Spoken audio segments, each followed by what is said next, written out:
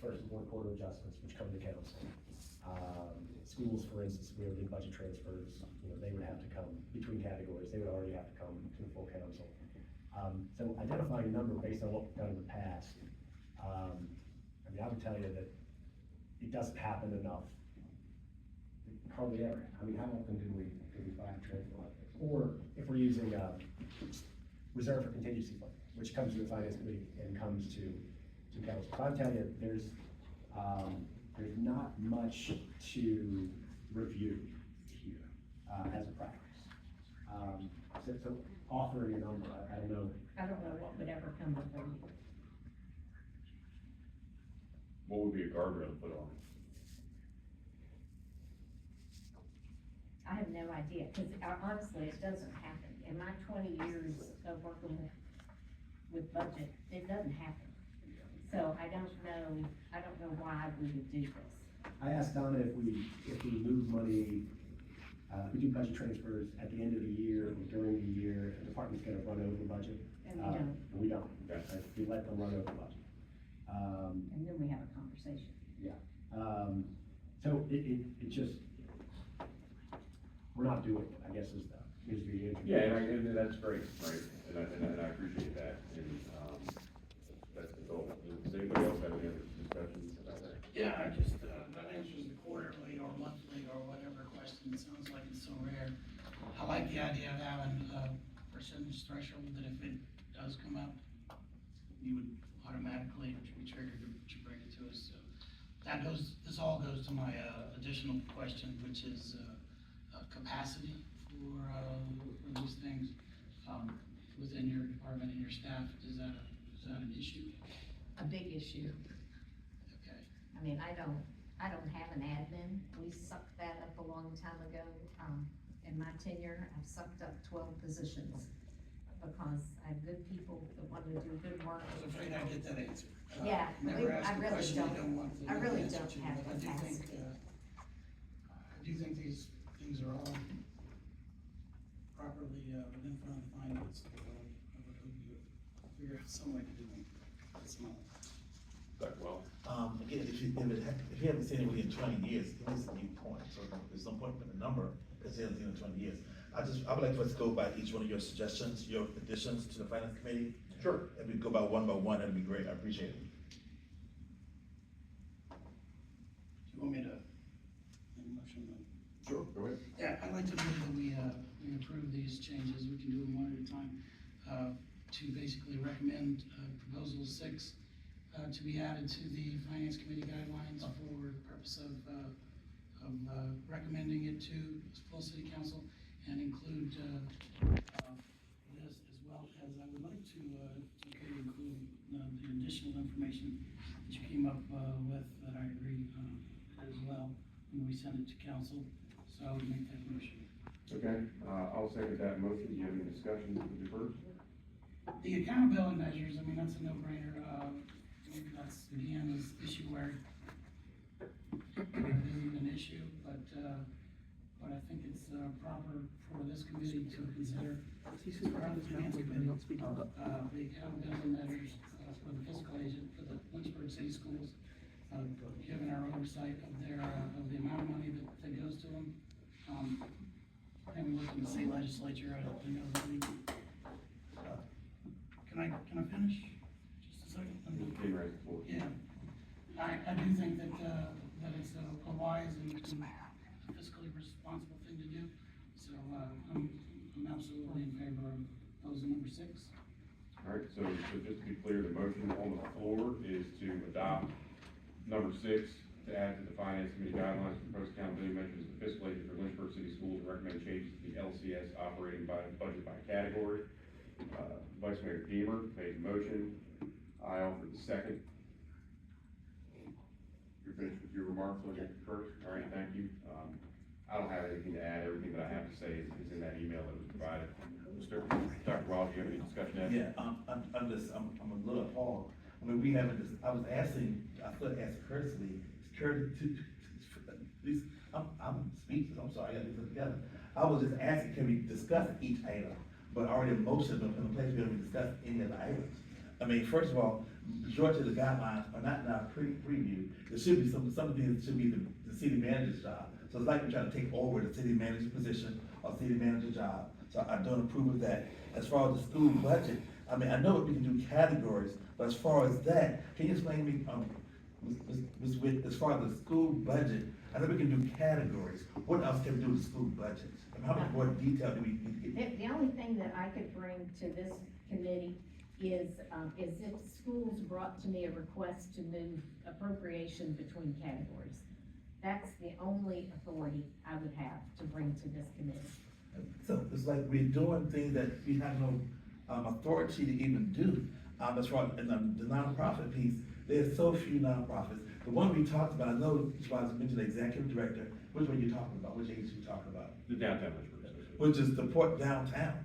I mean, they do amazing work in our community, which supports our whole city. So it's, the only thing that we're funding is their position, which supports downtown and renovations and keeping our business going. So I think everybody in our community should support our downtown business development. You know, we need to be pro-business. So we should definitely support that. And if you look over the past 10 years plus, how the downtown has improved, how it has grown, how many new businesses, and the governor gave like $300,000 recently for one of the new startup projects, they can have new businesses downtown. So they help manage that program. A lot of the other areas you suggested, to me, are the one thing that Mr. Witt already mentioned that doesn't even happen about the vacancy piece, whatever, that doesn't even happen. We talked about that. Also, various other things. Dr. Watt, if you could keep your comments germane to number 6, we'll get to the other items. Talking about the Lynchburg City Schools budget. There's a motion and a second on the floor right now So- to adopt number 6 as So- the item. So you're just asking about number one and Number six is. I will go back to number 6. Correct. Thank you, Dr. Okay, Watt. yes, so give me 1 second. Go back to the polls. I totally I disagree with that. Again, as I stated from the very beginning, because we can only do category funding, and anything else we cannot do. So I don't see the point of us trying to get into something we cannot have a policy that we can't, you don't have authority to do. So again, that's not in the hands of the school board's hands. So I disagree with that motion. All right, I'll call the vote on adopting number 6 to the recommendation for the Finance Committee guidelines to go before City Council. Vice Mayor Huber? Yes. I'll be a yes. Dr. Waller? I'm a no. Right. The yeses have it, 2 to 1. That'll pass to go recommendation to City Council on item number 6. All right, moving on to discuss item number 7. Review and manage vacancies and deviations from departmental appropriations that exceed a threshold. After our discussion about the guardrail piece, I don't know, I think that may show up in our quarterly adjustments and things like that. We're gonna end up seeing it that way. Is that correct? You get a quarterly report that shows by department their spending, so you would see if anything got moved out of line. You see if there's overspending for the quarter. Those are already provided to the Finance Committee as part of the quarterly reports. As for managed vacancies, there is a new managed vacancy report. We already budget, for $2 million for managed vacancies because we realize there are vacancies, so I'm counting on there being 2 million or more at the end of the year. Something that department heads and I work with closely on. I feel like it's in the purview of departments heads and the city manager to review that and make sure we're where we need to be. And that's great. Thank you for that information, and I appreciate that. What I received in the discussion we're having here, the way that I look at this is I look at number 7, striking everything from and forward and leaving review and manage vacancies. I still think it would be great to have just informational, to provide that information to us on what those managed vacancies look like, out of that report. If you're getting that report, sharing that report, I think it's helpful. And I'm gonna make that as a motion to adopt number 7, just reviewing managed vacancies as one of our guidelines. Is there a second? Second. All right, so the motion on the floor is to adopt item number 7, review of managed vacancies as a Finance Committee guideline. I have no further discussion than what I've already provided. We'll remove that second part, and Vice Mayor, do you have any discussion? No discussion. Dr. Wallace?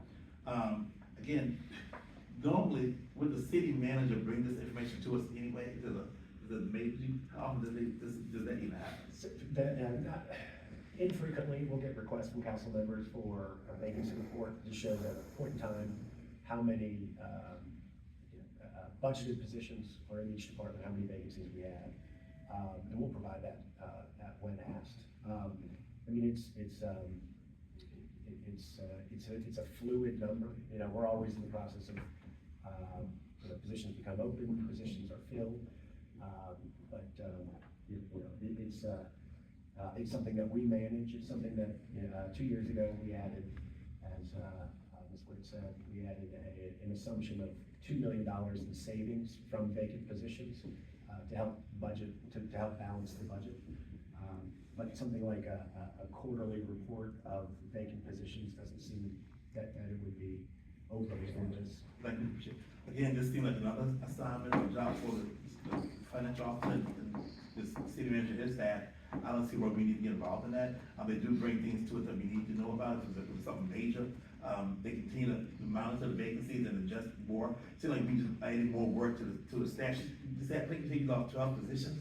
So what we're doing is just giving you more work to do on the 12 positions you already lost, and we're gonna ask you to do more work on something we'll get anyway. I don't see no point, that I disagree with this. And to Greg's point, if it's like public safety, when we have so many positions vacant in the police department, where it requires, we've gotta do something different, that takes council action. That's when generally council gets involved, is when it comes to a level that we've gotta find money to do something different. Got it. So just to be clear, the review of managed vacancies, the way I see that, my expectation is simply whatever report you guys are already preparing, just to provide that to us in our meetings is all this. And that way, if we see something that flags and we have questions, it creates the we have that. So with that, I'll call the vote on that. Vice Mayor Deaver? Yes. Mayor Mitchell, yes. Dr. Wilder? No? 2-1, yes, it's had it. So number 7, move forward as a recommendation on the finance committee guidelines. All right, moving on to number 8, review of all nonprofit funding and or assistance. Is there any discussion on that? You know, there's so few nonprofits that receive funding. You know, the Downtown Association is one, because they have a direct impact on our community, on our downtown business development, on making sure our business needs are important, especially all the construction downtown. We don't want our businesses downtown being disgruntled or upset with us. So we have another block of communication with our businesses downtown. Make sure our downtown continue to grow. We see the vacant storefront structures, and one of their jobs, one of their assignments is to help fill that. So the money from the governor is to help fill some of those vacancies. So again, they are doing an amazing job for our downtown with the Christmas project, the street lights, all the other things. Make sure our city, I'm from Lynchburg, and I know what Lynchburg looked like 30 years ago. You're from Lynchburg, I know. So we have seen the drastic improvements and the investments. They have $1 million loss downtown. When I was a kid, I never would have thought of living downtown Lynchburg. I lived in the downtown area. So, I mean, again, I think that's another new point. I don't think it's necessary. They got CBG funding that goes to the CDAP committee. They take care of all of that. The other few little nonprofits, it's not only a few, you know, that we give funds to. I think it's another area that we get into the weeds. We asking our staff to do more assignments than they really need to do, or something that doesn't even, it's out of our area. The city, I have faith in our city manager, our city staff to manage those. I think that's a point we need to strike off. All right. I make that as a motion. Make that as a motion. Do we have a second? To strike that.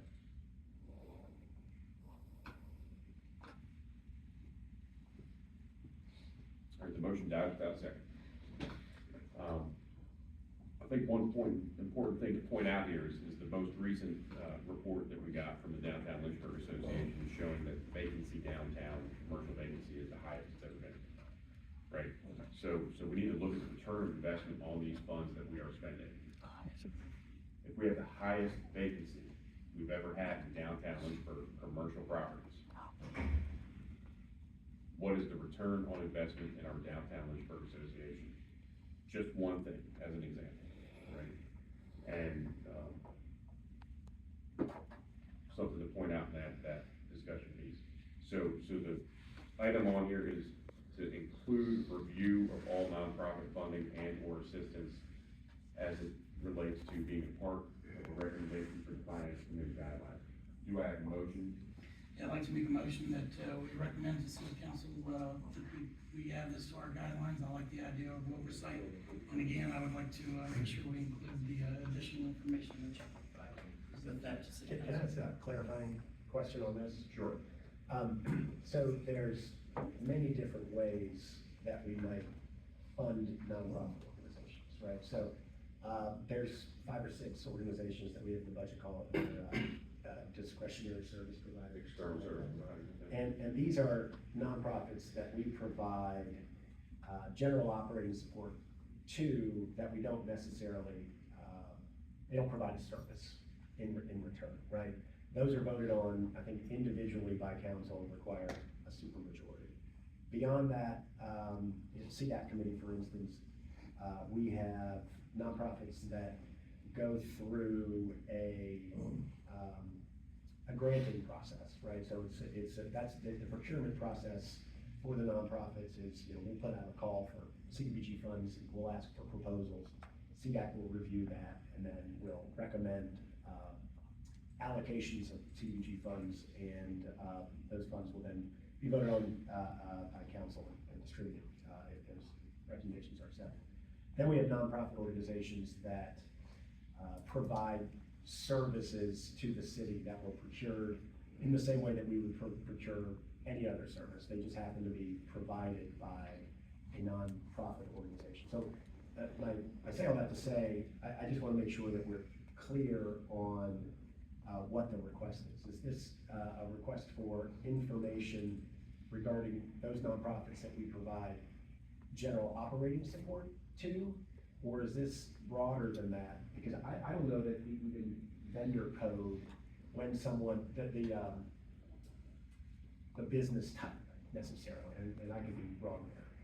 So I don't know that we could, I'm not certain how straightforward it is to identify what's a nonprofit organization and what is not, insofar as, an organization may have bid on providing a service to the city. So I was looking for just a little clarity there. So I think the clarity there that I'm looking at specifically is, stuff that's impacting our operating budget, right? I also don't want to cross into what CDAC is doing. Because that's its own approval vehicle for that, right? But I do think that it's important that we take a look at things like, you said, I think is it discretionary or external service providers, one of the two, I think it's. Yeah. And those are provided in the proposed budget. Yep. And if you look at the page, it shows any that are requested, and then if there's funding proposed for those, and then council does have a supermajority to adopt that. Correct.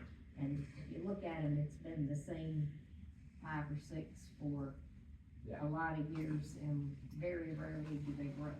They're usually funded flat. Got it. And then, so there's that, and then there's also the other pieces of things that are kind of embedded into the operating budget, like the Lynchburg Regional Business Alliance, like the Downtown Lynchburg Association, and possibly some others. And so I guess the clarity on that would be, review of all nonprofit funding and or assistance as it relates to the operating budget, essentially. Does that sound right? If it impacts the operating. But it goes to full council as part of the proposed budget. But right now, we're not separating Which is part of the out. finance guidelines. We're not separating out those other nonprofits that we're funding, like, we should be separating out the Downtown Lynchburg Association. That's the point that I'm getting at is that those items should be separate from the general operating budget for a vote even in council. We should be able to vote our conscience on the Downtown Lynchburg Association and the Lynchburg Regional Business Alliance. And any other nonprofits like that aren't funding city employees, that aren't funding municipal services. For those of us that are looking to vote our conscience to make sure our citizens' tax dollars are going towards municipal services and not necessarily nonprofit funding, we need a vehicle to be able to pull those out to vote on them in the budget process. Does that? But to further clarify, so if a department is a member of, like, I'm a member of the Virginia Government Finance Officers Association, that's a nonprofit. Got it. Do you want- I mean, is that what you're talking about? No. That would be a professional certification or membership. I think our concern is, Language, well, it's, right, it's figuring how out. do we get that language right? Do you understand what, I guess what the ask is the first question? Can I make a Well- last one? Go ahead. When we get the budget, we got those different line items, isn't that separated in the budget anyway? I know, Jeff would vote for, legal aid, so those are separated anyway, aren't they? The Downtown Lynchburg Association is not, the Lynchburg Regional Business Alliance is not, I mean, is Trying it to as simple spell as there is making not. a request? because they're done in a different way, it's not the same as the external service providers, or discretionary service. The only money given to DLA is we've done bright lights, or nights, or whatever it's called, so we put some money there. Is the executive position.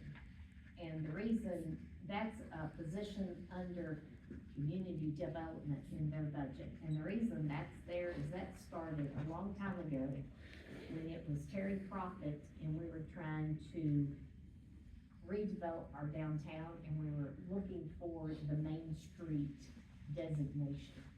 And that turned into, when Terry left and we got the designation, it turned into the Downtown Lynchburg Association was still paying for the executive director, but it's on her to raise the support to do anything in addition to running that office. So- I got that, I understand that entirely, at the same day, And then the chamber used to be as discretionary funding, and then it got moved into economic development's budget as a membership. I wanna see a vehicle to be able to pull those out, to be able to cast individual votes on those is where I'm at. So that's the main point that I'm trying to get to. We just need to, I mean, is that just identify- like determining if the will of the council is to pull those items out? absolutely. Well, I would just, I think it's just whether we can consider it as a general business item in this committee.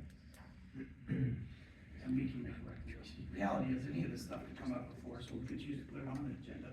This is guidelines that we're trying to use to decide what we do. So we're just. I'm not trying to a be, little more I'm specific. just trying to figure out, is it just those two items that were? Those are the only two that I can think of that are big, kind of expensive items off the top of my head. They're more expensive than our discretionary service providers. I don't know what else is out there, right? But I do believe that there should be an opportunity to be able to fill those out and vote on them separately. And we can make a recommendation on the finance committee through the guidelines on that. I mean, really, if you wanna sit here and tell me that, I'll make sure they're pulled out and putting discretionary funding on the 26 budget and work with Winter to do that, as opposed to this. I mean, I can just make that. I'm trying to understand, if you're okay with doing it and you apparently are willing and have the capacity on some of these to do it, why can't we just add it to the guidelines? These aren't in stone, these aren't law, they're just, here's things that we can consider, the general business can submit. It's just, And that may end up being the only, but that may end up being the only thing we have to discuss about it, but it's still in the guidelines. Or we cannot discuss it. So, all right, so there was a motion, there was a second.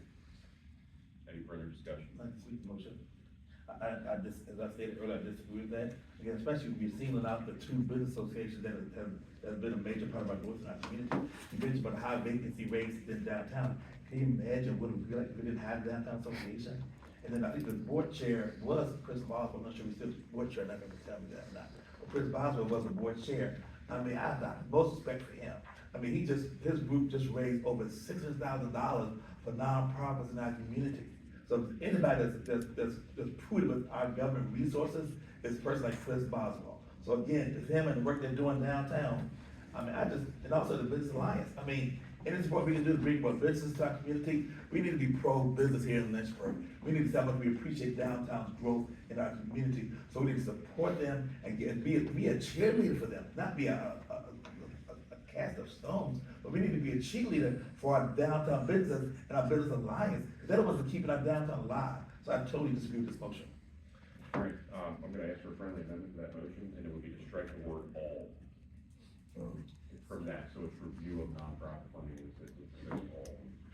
It's your motion, and then if you consider it friendly, I would say it's friendly. All right. We'll, strike the word all, so the motion on the I table. had a question.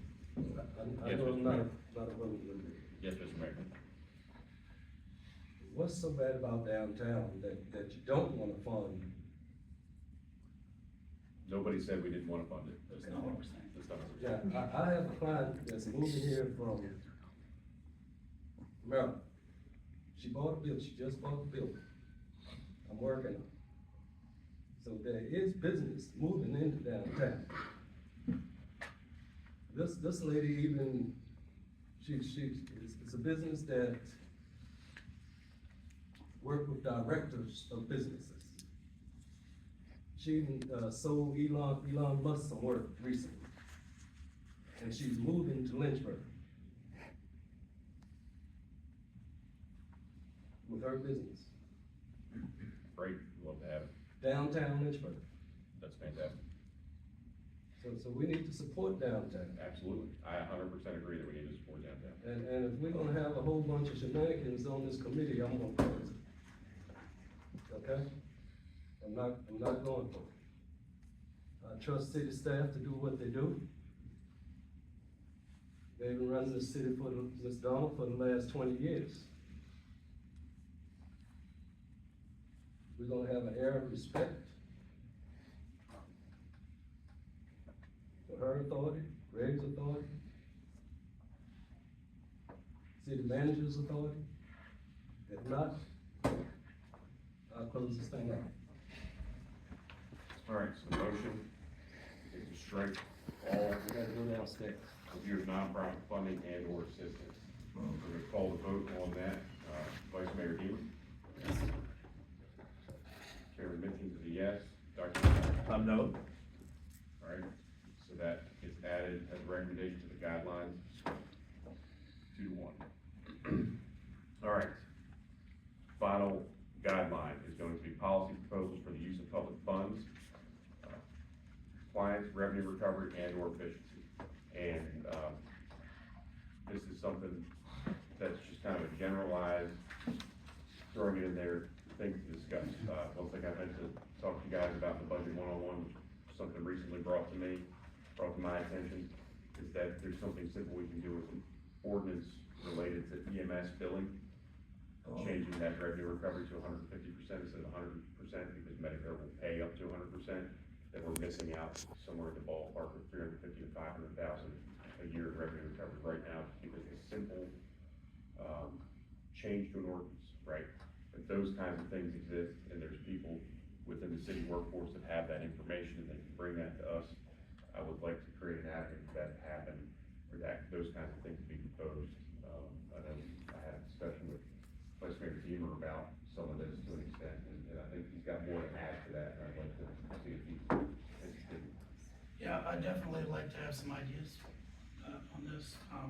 In the interest of time, I think, I'm sorry the mayor left, but I wanna make clear that we're not throwing stones here. We're suggesting some additional guidelines, to make sure that we take ownership of, city efficiency. And I hope we, continue in that direction. It requires us to do a lot of work too, and we're bringing on ourselves willingly, okay? And we're not asking you to do all of this yourself.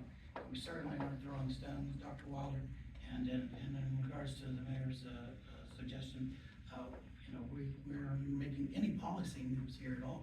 This is guidelines for this committee, things that we can generally, talk about.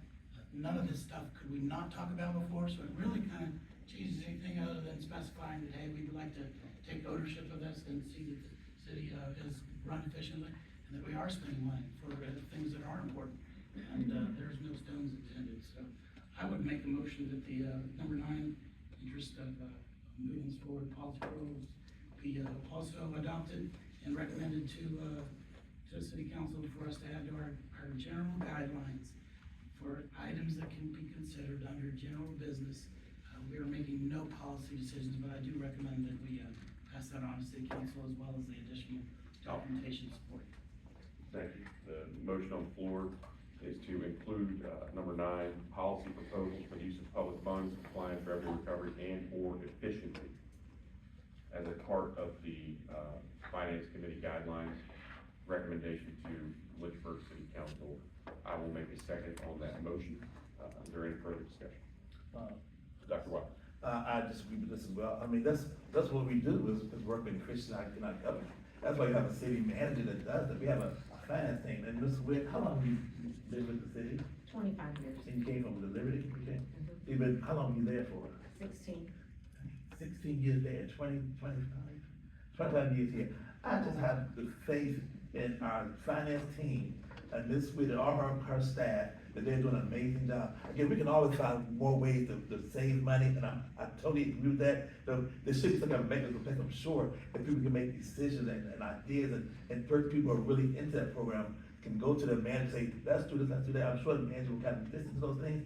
So for us, this to me should be an assignment of our city manager. We want to take over the city manager job. We want to tell the city manager, I mean, it's like micromanaging what's happening in our city. We have a city manager that does those things.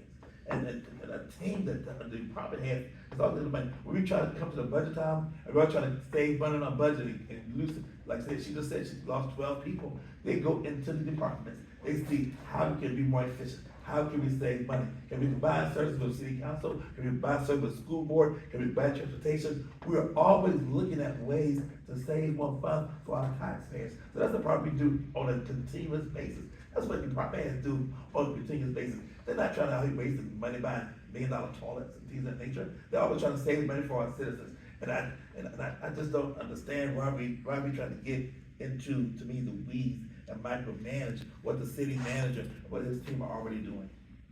So I just give the motion. Thanks, Dr. Wall. Yes, sir. I'll wait to see what $1 million toilet looks like. Yes, That'd sir. that'd be something to see. I appreciate that. So, do we have a, vote on the motion? To start with, Vice Mayor? Oh, yes. I will also vote yes. Dr. Wallace? I vote no, there's a committee of two, and I vote no. All right, so the yeses have it, it's 3-1.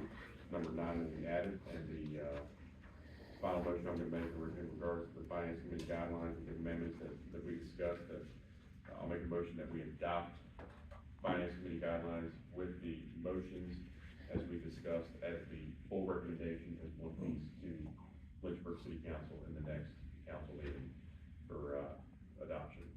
Do I have a motion on that? Friendly amendment with the addition of the other, information that I think is great. I want to make sure that it does. So do I, so is that second? Yes, second. All right. I don't have any further discussion. Do you?